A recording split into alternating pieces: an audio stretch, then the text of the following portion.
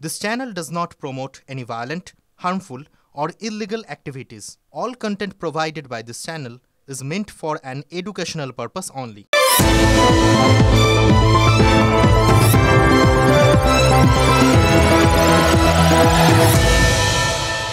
নবারুণ ভট্টাচার্যের হারবার্ট কিভাবে বিস্ফোরণ ঘটবে এবং তা কে ঘটাবে সে সম্পর্কে জানতে রাষ্ট্রযন্ত্রের এখনও বাকি আছে লিখেছিলেন নবারুণ ভট্টাচার্য।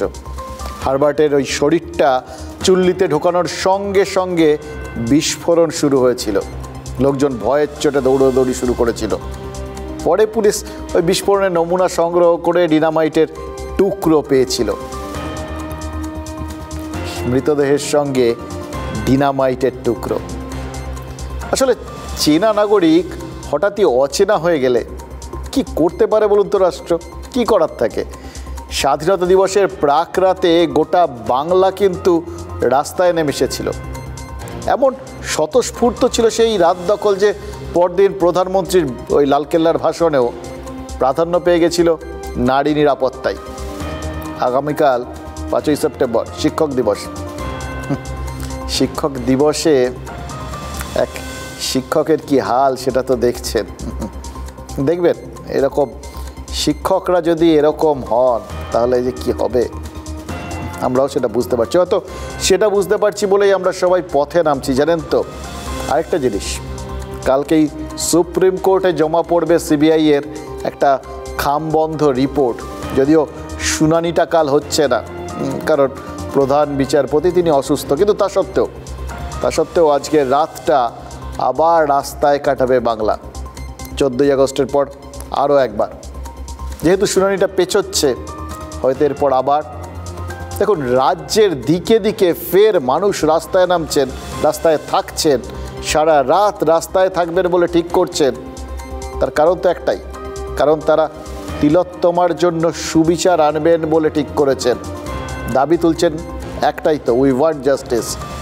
আরেকটা কাজ তাদের বোধহয় আজ থেকেই শুরু হয়ে গেল, জানেন তো, সেটা হলো অপেক্ষা, ধৈর্যের পরীক্ষা।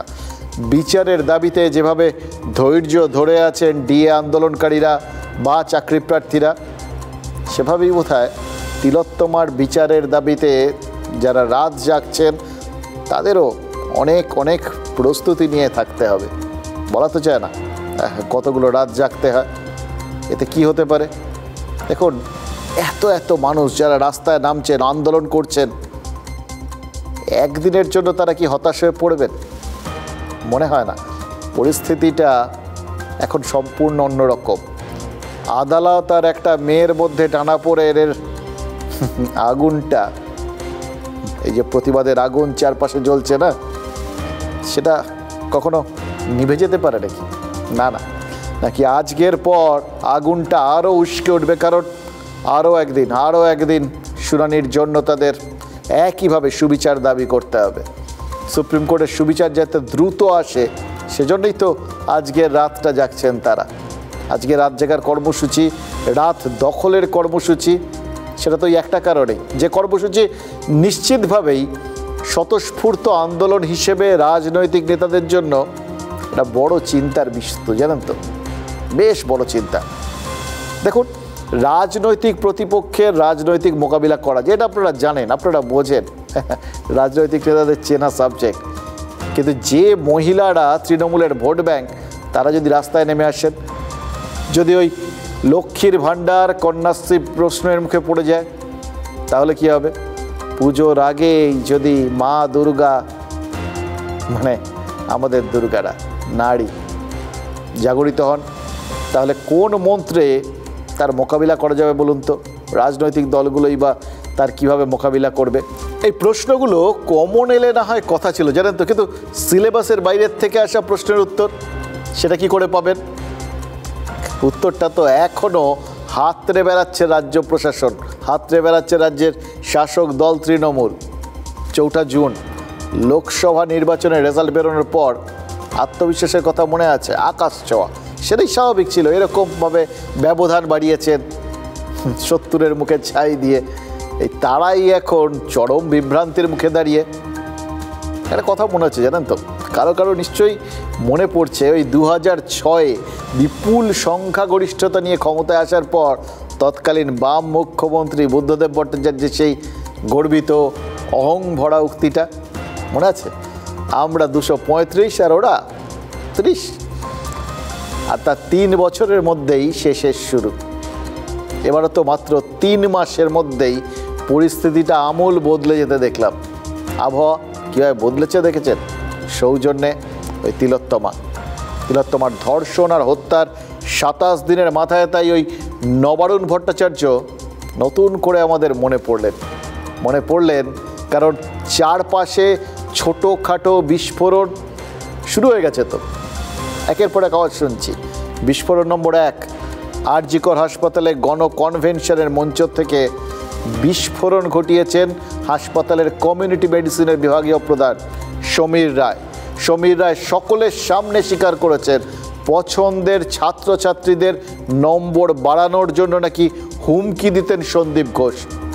সেই সন্দীপ ঘোষ ওই আরজিকরের প্রাক্তন প্রিন্সিপাল, এখন আপাতত সিবিআই হেফাজতে। কি দাপট!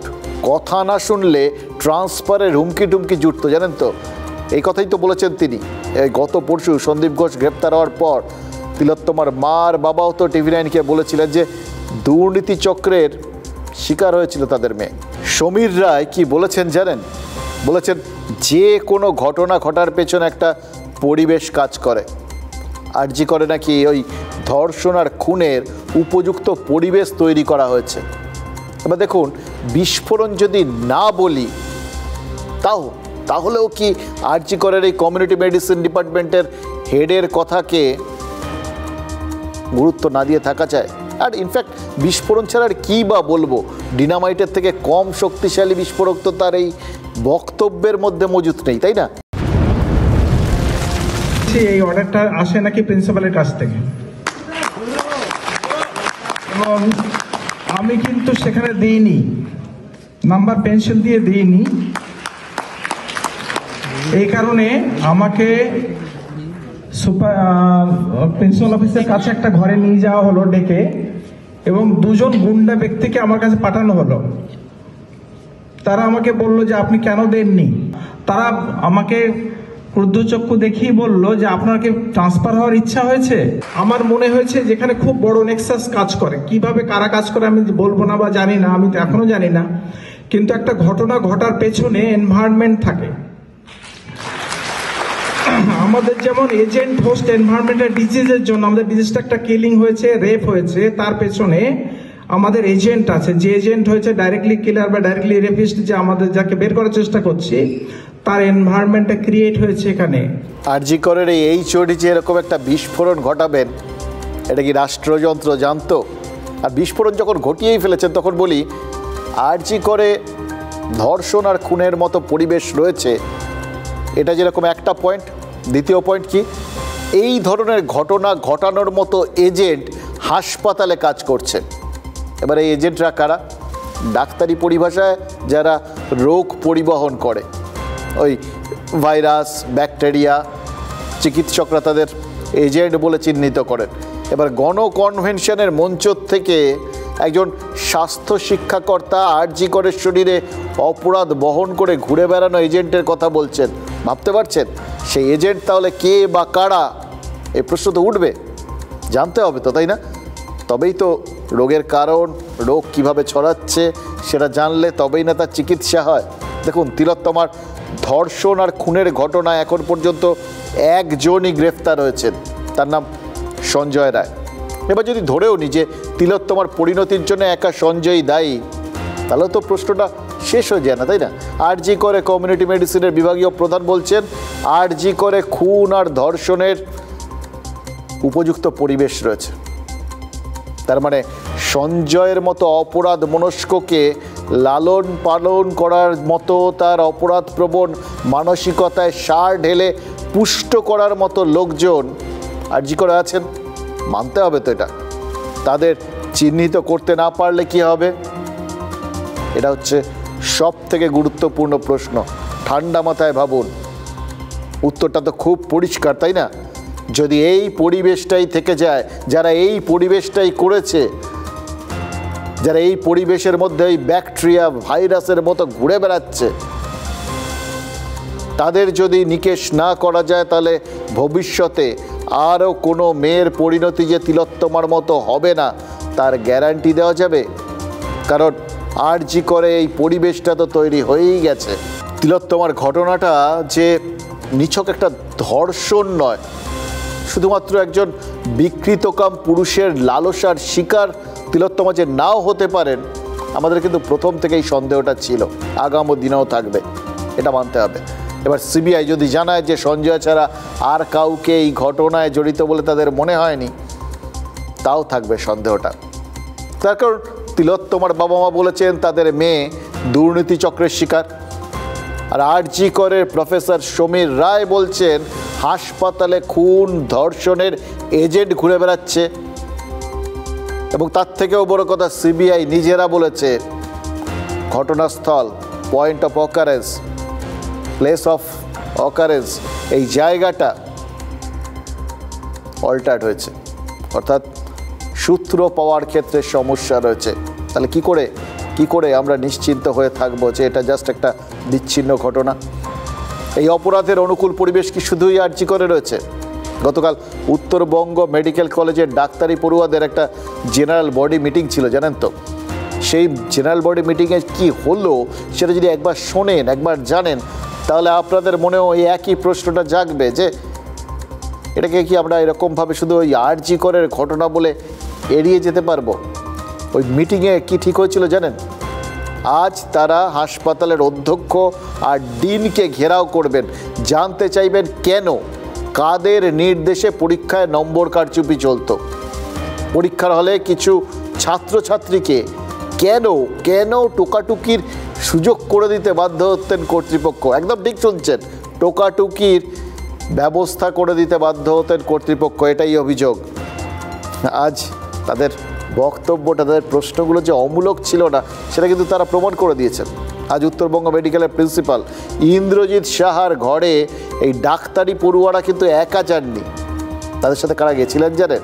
তাদের শিক্ষক শিক্ষিকারা, উত্তরবঙ্গ মেডিকেল কলেজের বিভিন্ন ডিপার্টমেন্টাল হেডরা। আর তারা কী করেছেন জানেন? ফাইল পত্তর থেকে ট্যাবুলেশন শিট বার করে নিয়ে দেখিয়ে দিয়েছেন কিভাবে নম্বরের কারচুপি হয়েছে। এটাকে বিস্ফোরণ বলবেন না?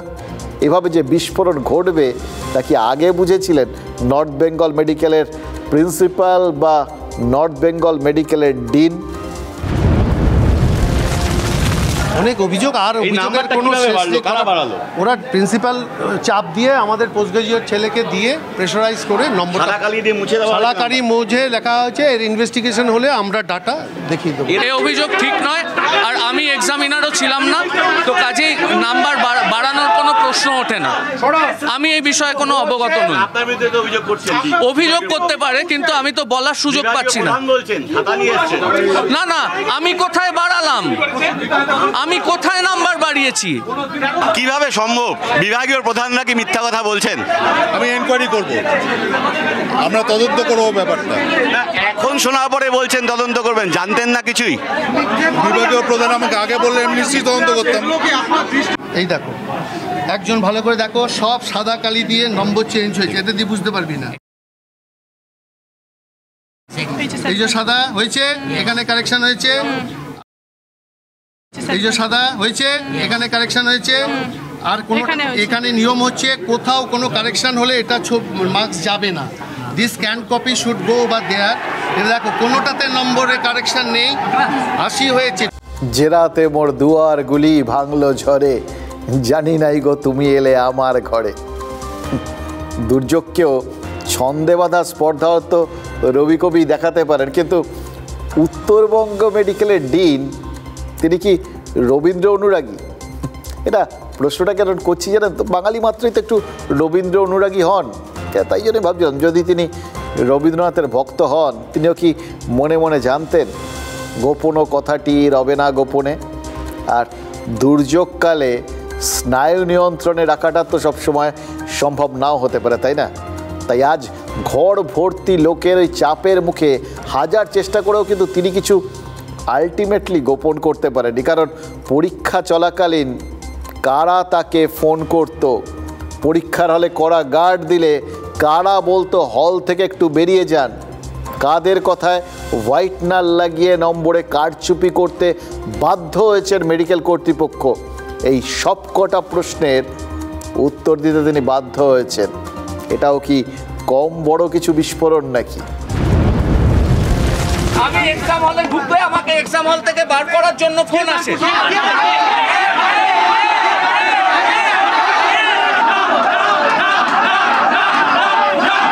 কে করেছে?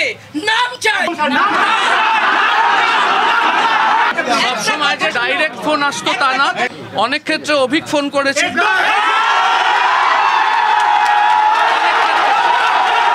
ফাইনাল ইয়ারে 2-1 বার শাহিন সরকার ফোন করেছিল, কিন্তু আমার কষ্ট হয় জানো, যে আমরা যদি তখন অ্যাকশন নিতাম এই মেয়েটাকে হারাতে হতো না। বারবার ফোন আসতো। এবার এক্সাম হলে যদি এক্সাম হলে ফোন ধরার কথা না, যদি বারবার ফোন আসতে থাকে আমি ডিস্টার্ব ফিল করে বেরিয়ে যেতাম।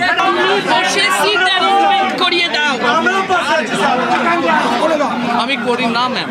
স্যারও আমাকে 2-1 বার বলেছেন যে তুমি ওখানে বেশিক্ষণ না থেকে চলে এসো, কিন্তু আবার স্যার বলেছেন। হ্যাঁ, কলেজে মোবাইল নিয়ে অভিজ্ঞদের ভিতরে ঢোকে, কি করে ঢোকে TV9 বাংলা দেখিয়েছে সে ভিডিও। কত বছর তো সে কিভাবে ঢোকে? এই বছরও ঢুকেছিল WBMC অবজারভার হিসাবে।